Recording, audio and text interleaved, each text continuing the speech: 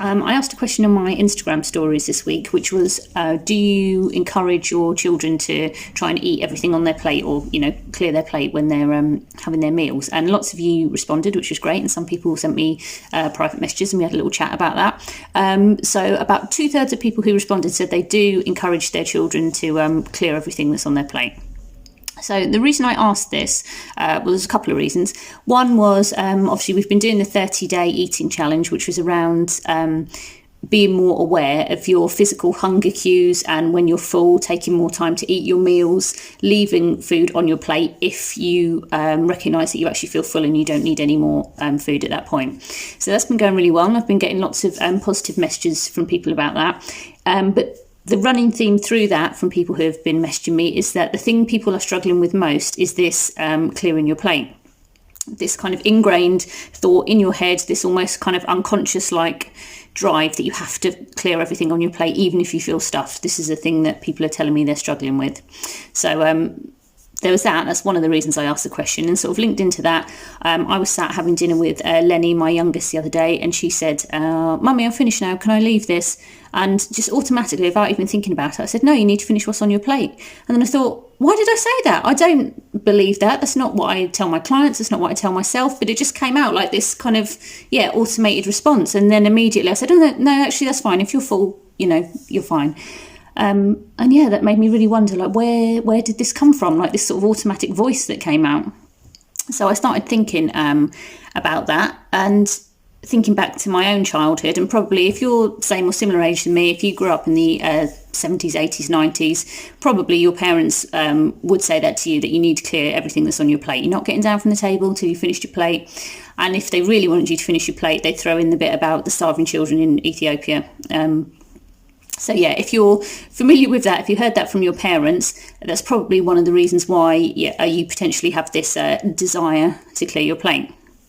And thinking about where that came from, that would have come from their parents, who, my grandparents were children during war times, and obviously eating everything on your plate then would have been really important because food was rationed.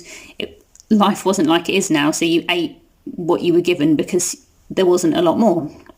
So that was passed down from our grandparents to our parents, which you can understand, and then on to us. But the thing that's changed massively since then is the availability of foods, but also portion sizes and the calorie content of food.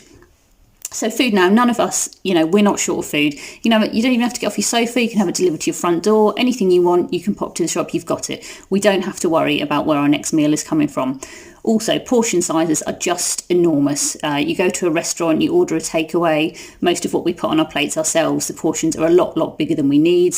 And because we've got so much, so many different varieties and options of food available, generally the food that we're eating is more calorific than it would have been, in wartime. So we've still got this mantra of clearing your plate, but things nutritionally and food-wise have changed massively.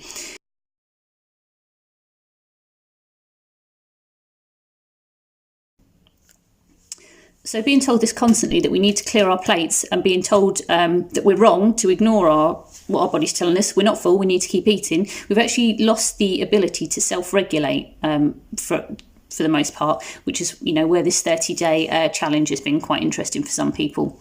And that is one of the reasons that in the kind of adult population that we see now, we do have a lot of weight problems, overweight and obesity, because people have got used to eating much larger portions than they really need. People concentrate on clearing their plate or finishing their meal rather than how they're actually feeling. And it's quite difficult for us who have been brought up this way to actually get that back, but you can do it. But I think the really important thing is that we need to be mindful not to kind of ingrain this in our children, to teach them unconsciously to overeat. Obviously, it's all done out of love and wanting them to, not starve. But the reality is they won't let themselves starve. So just like we always say, be mindful. Not saying let them eat, whatever they want. Don't give them pick and mix for tea. But if they're saying that they've had enough, maybe they really have had enough. And if that's a constant thing that they're wanting to leave a lot of food that's on their plate, maybe your portion sizes are too big. Someone I was chatting with about this said that they kind of do their food a little bit buffet style, and their children pick their own portions, which is great, because let them pick what they want, and if they need a little bit more, they can take a little bit more. So things to think about, but just don't do what our parents did to us, which was kind of get rid of our ability to self-regulate. And that's That's all I wanted to say.